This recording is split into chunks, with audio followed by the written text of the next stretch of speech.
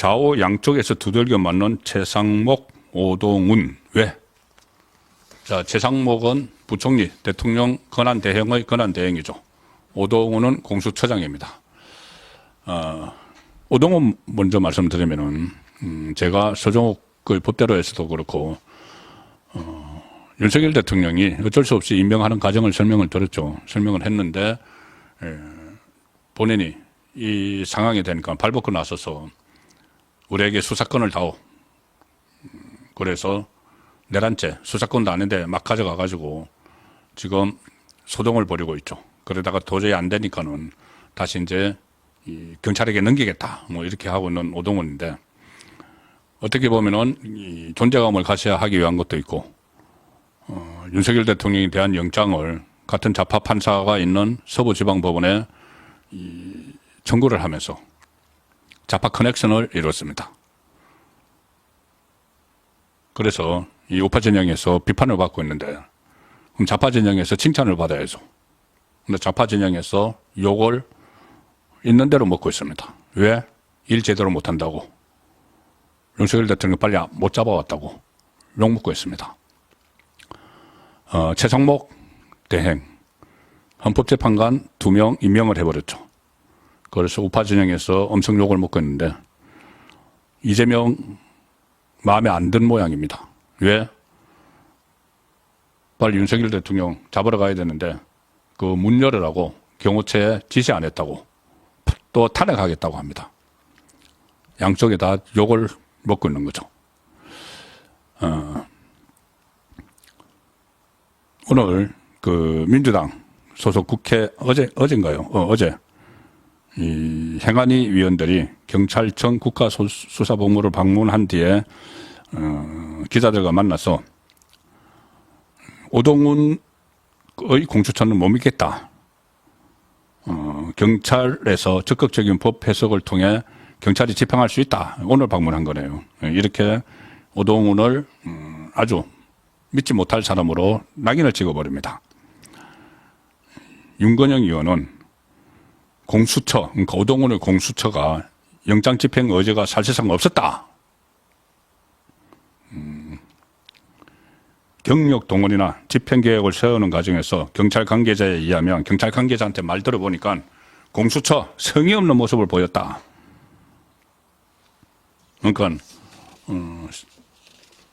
실력도 없으면서 왜 나섰느냐, 왜 일을 망치느냐. 빨리빨리 윤석열 대통령 막 구속도 하고, 그 다음에 그거 가지고 막 헌재에 막 던져줘가지고 헌재에서 빨리빨리 탄핵 심판하고 해가지고 파면을 시켜야지 이재명이 대선에 나갈 텐데, 그 이야기를 하고 있는데 그 과정에서 삐걱났다는 이야기죠.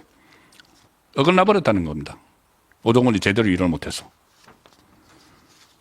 자, 박찬대가 가만히 있을 리가 없죠. 박찬대가 나섰습니다. 오동훈 탄핵한다. 공수처장 탄핵한답니다.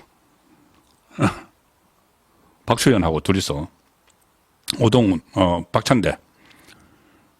오동훈 공수처장은 이 무능과 우유부단함에 대해서 비판하지 않을 수 없다. 오동훈의 무능과 우유부단함 비판하지 않을 수 없다. 자기들 편이라고 다 해가지고 다 하다가 이제 실적 못 냈다고 최고위원회에서 공개적으로 이야기했습니다. 공수처가 뒤늦게 경찰에게 체포영장 집행을 일임하는 공문을 보냈다. 오동훈 처장은 엄동설안에 밤새워 또 이 프레임 붙입니다. 내란수계 윤석열. 어떻게 야당 대표라는 자가 현직 대통령에게 명칭도 안 붙이고 내란수계 윤석열, 내란수계 윤석열. 체포를 촉구한 국민 앞에서 부끄러운 줄 알게 바란다. 이러면서 또 국민 파리를 하고, 민주당 박수현 의원은 윤석열 대통령에 대한 체포영장을 집행하지 못하면 공수처장이 탄핵 유기에 처할 수 있다. 이렇게 또 협박합니다. 라디오에 나와서.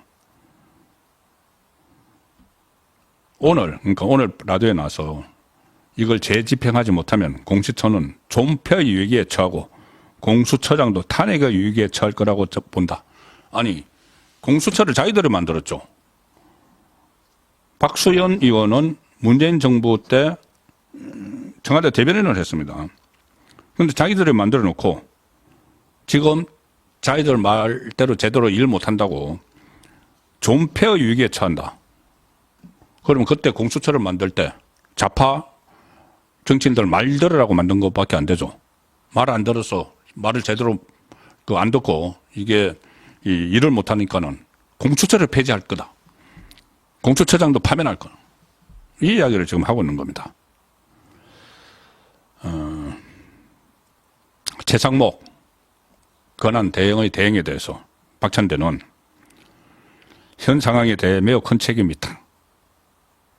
헌법과 법을 수호할 의무가 있고 경호처를 지휘할 권한이 있는 만큼 경호처의 불법행위라고 합니다.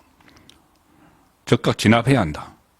아무런 조치를 취하지 않으면은 또 윤석열 내란수계 프레임. 그래 놓고는 내란수계 하면서 내란은 지금 자들 필요에 따라서 빼는 겁니다. 말은 내란수계 프레임을 딱 붙여놓고 재미 보고 있으니까 부역하겠다는 뜻을 밝힌 것으로 보고 누가? 최상목이 합당한 조치를 취하겠다. 탄핵하겠다는 협박이죠. 자, 이재명 직접적으로 이야기합니다. 이재명이 지금 조마조마하고 초조하겠죠. 빨리빨리 진행을 해야 되는데 왜 공수처가 이걸 빨리빨리 못하고 그리고 그것을 최상목이 빨리빨리 문 다 열어주고 윤석열 대통령 잡아가라고 문 열어주고 해야 되는데 왜 안 열어주냐 이거죠. 뭐라고 했느냐. 이재명이 의원총회에서 발언을 합니다. 직무대행의 질서 파괴. 이 헌법재판관 2명 임명할 때는 그렇게 반색을 해놓고 겉으로는 한 명마저 임명 안 했다고 하지만 속으로는 그렇게 반색을 했는데 직무대행의 질서 파괴, 내란 행위에 대해 책임을 물어야 하지 않을까 생각한다. 또 내란. 그리고 내란죄는 없애고 참 이렇게 이야기합니다. 이재명. 최상목 대통령 직무대행의 질서 파괴, 책임을 물어야 된다. 윤 대통령 체포 문제를 두고 이해할 수 없는 일들이 벌어지고 있다.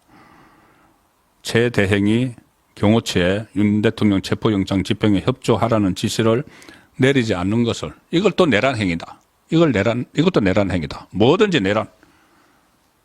다 내란 프레임 다 갖다 붙이면서 헌재 심내는 내란을 빼는 후한 무치죠. 그리고 심지어 내란 행위를 규정을 하고 최상목 대행을 직무유기 등의 혐의로 고발을 검토하겠다. 고발하겠다는 겁니다. 자, 고발하고 탄핵도 하겠다는 거죠. 한마디로 말하면 이겁니다. 왜 내 명령대로 안 따라 하느냐. 문 열어주라면 문 열어주고, 한남동 간제. 그리고 공수처, 불상사가 일어나든지 들어가서 끌어내야 되는데, 왜 안 끌어내느냐. 거의 히스테릭한, 신경질적인 반응을 이재명이 보이고 있는 상황입니다.